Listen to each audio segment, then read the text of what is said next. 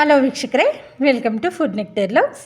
ಮಾವಿನಕಾಯಿ ಸೀಸನ್ ಮುಗಿಯೋದ್ರೊಳಗಡೆ ಈ ಮಾವಿನಕಾಯಿ ಪುಳಿಯೋಗರೆನ ಒಮ್ಮೆ ಟ್ರೈ ಮಾಡಿ. ನಾವು ಪುಳಿಯೋಗರೆನ ಮನೆಯಲ್ಲೇ ಮಾಡ್ತಾನೆ ಇರ್ತೀವಿ.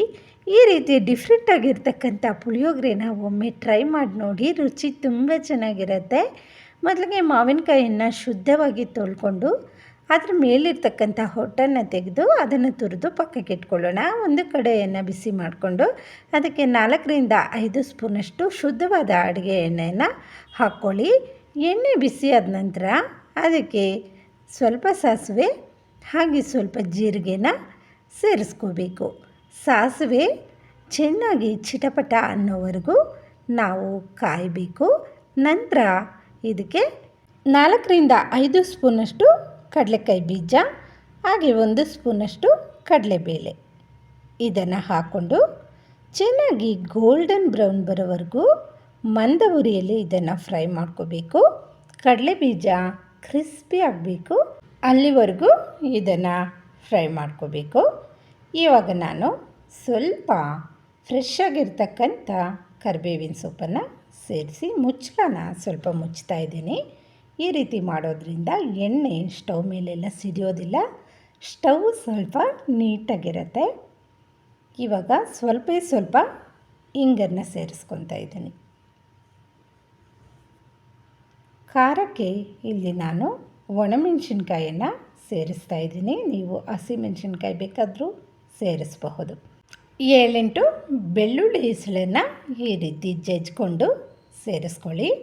ಇದೆಲ್ಲ ಚೆನ್ನಾಗಿ ಎಣ್ಣೆಯಲ್ಲಿ ಫ್ರೈ ಮಾಡ್ಕೋಬೇಕು. ಮೊದಲೇ ನಾನು ಒಂದು ನಿಂಬೆಹಣ್ಣು ಗಾತ್ರದಷ್ಟು ಹುಣಸೆ ಹಣ್ಣನ್ನು ನೆನೆಸಿಟ್ಕೊಂಡಿದ್ದೀನಿ. ಅದೆಲ್ಲವನ್ನು ಚೆನ್ನಾಗಿ ಕಿವುಚ್ಕೊಂಡು ಇದರಲ್ಲಿ ಸೇರಿಸಬೇಕು. ನೀಟಾಗಿ ಎಲ್ಲ ಕಿವುಚ್ಕೊಂಡು ರಸನೆಲ್ಲ ತೆಗೆದು ಇದರಲ್ಲಿ ಸೇರಿಸ್ಕೊತಾ ಇದ್ದೀನಿ. ಇವಾಗ ನಾನು ಇದಕ್ಕೆ ರುಚಿಗೆ ತಕ್ಕಷ್ಟು ಕಲ್ಲುಪ್ಪನ್ನು ಸಹ ಇವಾಗೆ ಸೇರಿಸ್ತಾ ಇದ್ದೀನಿ. ಇದೆಲ್ಲ ಚೆನ್ನಾಗಿ ಕುದೀತಾ ಇದೆ. ಇವಾಗ ನಾವು ಇದಕ್ಕೆ ಒಂದು ಅರ್ಧ ಸ್ಪೂನಷ್ಟು ಅಚ್ಚಕಾರದ ಪುಡಿ, 1/4 ಸ್ಪೂನಷ್ಟು ಅರಿಶಿನ ಪುಡಿ ಇದೆಲ್ಲವನ್ನು ಚೆನ್ನಾಗಿ ಮಿಕ್ಸ್ ಮಾಡ್ಕೋಬೇಕು. ಒಣಮೆಣಸಿನ್ಕಾಯಿ ಹಾಕಿದ್ರೂ ಗೊಜ್ಜಿಗೆ ನಾವು ಹುಣಸೆ ಹುಳಿ ಮಾವಿನಕಾಯಿ 2 ಹಾಕೋದ್ರಿಂದ ಹುಳಿ ಜಾಸ್ತಿ ಇರುತ್ತೆ, ಉಪ್ಪು ಖಾರ ಜಾಸ್ತಿ ಇಡಿಸುತ್ತೆ. ಅದರಿಂದ ಖಾರದ ಪುಡಿ ಹಾಕ್ಕೊತಾ ಇದ್ದೀನಿ. ಲಾಸ್ಟಲ್ಲಿ 3 ಸ್ಪೂನಷ್ಟು ಅಯ್ಯಂಗಾರ್ ಪುಳಿಯೋಗರೆ ಪುಡಿನ ಹಾಕ್ಕೊಂಡು ಚೆನ್ನಾಗಿ ಮಿಕ್ಸ್ ಮಾಡ್ಕೋಬೇಕು. ನಿಮ್ಮ ಮನೆಯಲ್ಲಿ ಯಾವ ಪುಳಿಯೋಗರೆ ಪುಡಿ ಇದ್ದರೆ ಅದನ್ನು ಸೇರಿಸ್ಕೊಂಡು ಚೆನ್ನಾಗಿ ಕಲಿಸ್ಕೊಳ್ಳಿ. ಇವಾಗ ಸ್ವಲ್ಪ ಬೆಲ್ಲನ ಸೇರಿಸ್ಕೊತಾ ಇದ್ದೀನಿ. ಬೆಲ್ಲ ಹಾಕೋದ್ರಿಂದ ಹುಳಿ, ಉಪ್ಪು, ಖಾರ, ಸ್ವೀಟು ತುಂಬ ಚೆನ್ನಾಗಿರುತ್ತೆ.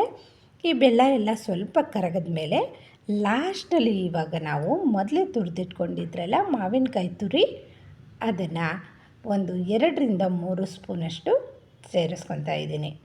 ನಿಮ್ಮ ಮನೆಯಲ್ಲಿ ಎಷ್ಟು ಜನ ಇದ್ದಾರೋ ಅದನ್ನು ನೋಡಿಕೊಂಡು ನೀವು ಗೊಜ್ಜು ಕ್ವಾಂಟಿಟಿಯನ್ನು ಮಾಡ್ಕೋಬಹುದು. ನಮ್ಮ ಮನೇಲಿ ಇವಾಗ ನಾನು 3ರಿಂದ 4 ಜನಕ್ಕೆ ಮಾಡ್ತಾಯಿದ್ದೀನಿ. ಇಷ್ಟು ಸಾಕಾಗುತ್ತೆ. ಇದನ್ನು ನಾವು ಹೆಚ್ಚಾಗಿ ಮಾಡಿಕೊಂಡ್ರು 2-3 ದಿನ ಇಟ್ಕೊಂಡು ತಿನ್ನಬಹುದು, ಚೆನ್ನಾಗಿರುತ್ತೆ. ಲಾಸ್ಟಲ್ಲಿ ಸ್ವಲ್ಪ ಕೊತ್ತಂಬರಿ ಸೊಪ್ಪನ್ನು ಸೇರಿಸ್ಕೊಂಡು ಚೆನ್ನಾಗಿ ಕುದಿಸ್ಕೊಬಿಟ್ರೆ ಪುಳಿಯೋಗರೆ ಗೊಜ್ಜು ರೆಡಿ ಆಗಿಬಿಡುತ್ತೆ.